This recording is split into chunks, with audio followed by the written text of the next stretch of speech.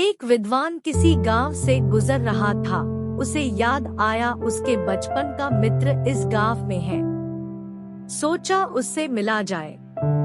मित्र के घर पहुंचा, लेकिन उसने देखा ये मित्र गरीबी व दरिद्रता में रह रहा है।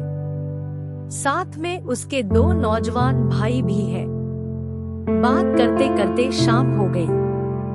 विद्वान ने देखा मित्र के दोनों भाइयों ने घर के पीछे आंगन में फली के पेड़ से कुछ फलियां तोड़ी और घर के बाहर बेचकर चंद पैसे कमाए और दाल आटा खरीद कर लाए। मात्रा कम थी। 3 भाई व विद्वान के लिए भोजन कम पड़ता। एक भाई ने उपवास का बहाना बनाया। एक ने खराब पेट का केवल मित्र ही था जो विद्वान के साथ भोजन करने बैठा। रात हुई और विद्वान उलझन में था कि मित्र की दरिद्रता कैसे दूर की जाए। उसको नींद नहीं आई और वो चुपके से उठा। एक कुल्हाड़ी और आंगन में जाकर फली का पेड़ काट डाला और रातों रात वहां से भाग गया। सुबह होते ही वहां भीड़ जमा हुई। विद्वान की निंदा हर एक ने की।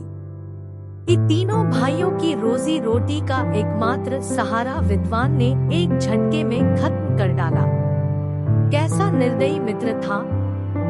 वाह! तीनों भाइयों के आंखों में भी आंसू थे। 2-3 साल की बीत जाने पर विद्वान को फिर उसी गांव की तरफ से गुजरना था।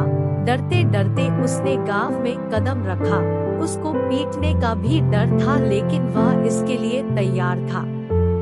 बहुत धीरे से मित्र के घर के सामने पहुंचा, लेकिन वहां पर मित्र की झोपड़ी की जगह कोठी उसको नजर आई। इतने में तीनों भाई भी बाहर आ गए और विद्वान को देखते ही रोते हुए उसके पैरों पर गिर पड़े और बोले, यदि तुमने उस दिन फली का पेड़ ना काटा होता तो हम आज इतने समृद्धि ना हो पाते। हमने मेहनत ना की होती। अब हम लोगों को समझ में आ गया है कि तुमने उस रात फली का पेड़ क्यों काटा था। दोस्तों, जब तक हम सहारे के सहारे रहते हैं, तब तक हम आत्मनिर्भर होकर प्रगति नहीं कर सकते। जब भी सहारा मिलता है, तो हम आलस्य में दर्द गिरता अपना लेते हैं। जीवन के हर क्षेत्र में इस तरह के फली के पेड़ लगे होते हैं। आवश्यकता है इन पेड़ों को एक झटके में काट देने की। बाइबल में लिखा है, अलसी का अपना लालसा तो करता है और उसको कुछ नहीं मिलता, परंतु कामकाजी हष्ट पुष्ट हो जाते हैं।